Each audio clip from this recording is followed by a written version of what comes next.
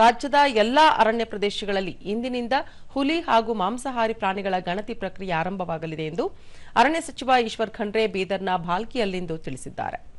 4 ವರ್ಷಗಳಿಗೊಮ್ಮೆ ದೇಶಾದ್ಯಂತ ಹುಲಿ ಗಣತಿ ನಡೆಯುತ್ತದೆ.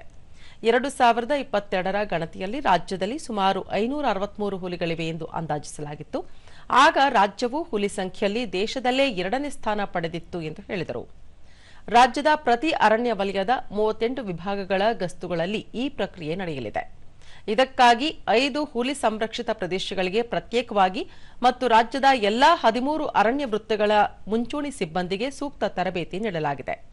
ಇಂದಿನಿಂದ 3 ದಿನ ರಾಜ್ಯದ ಎಲ್ಲಾ ಗಸ್ತಿನಲ್ಲಿ 3 ಜನರ ತಂಡ ಪ್ರತಿನಿತ್ಯ 5 ಕಿಲೋಮೀಟರ್ ಕಾಡಿನಲ್ಲಿ ಸಂಚರಿಸಿ ಹುಲಿ ಮತ್ತು ಚಿರತೆ ಸೇರಿ ಎಲ್ಲಾ ಮಾಂಸಾಹಾರಿ ಪ್ರಾಣಿಗಳು, ಆನೆಯ ಹೆಜ್ಜೆ ಗುರುತು, ಪ್ರತ್ಯಕ್ಷ ದರ್ಶನ ಸೇರಿದಂತೆ ಇತ್ಯಾದಿ ವಿವರ ಕಲೆ ಹಾಕಲಿವೆ ಎಂದು ತಿಳಿಸಿದರು.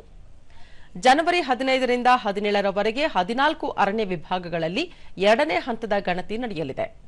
ಪ್ರತಿ ತಂಡ ಕಾಡಿನಲ್ಲಿ ಸಂಚರಿಸಿ ಜಿಂಕೆ, ಕಡವೆ, ಕಾಡೆಮ್ಮೆ, ಕಾಡುಕೋಣ ಇತ್ಯಾದಿ ಸಸ್ಯಾಹಾರಿ ಪ್ರಾಣಿಗಳ ಬಗ್ಗೆಯೂ ಮಾಹಿತಿ ಕಲೆ ಹಾಕಲಿದೆ. ಇದರಿಂದ ಎಲ್ಲಿ ಕ್ಯಾಮೆರಾ ಟ್ರ್ಯಾಪ್ ಅಳವಡಿಸಬೇಕೆಂಬುದನ್ನು ನಿರ್ಧರಿಸಲು ಅನುಕೂಲವಾಗುತ್ತದೆ ಎಂದು ವಿವರಿಸಿದರು.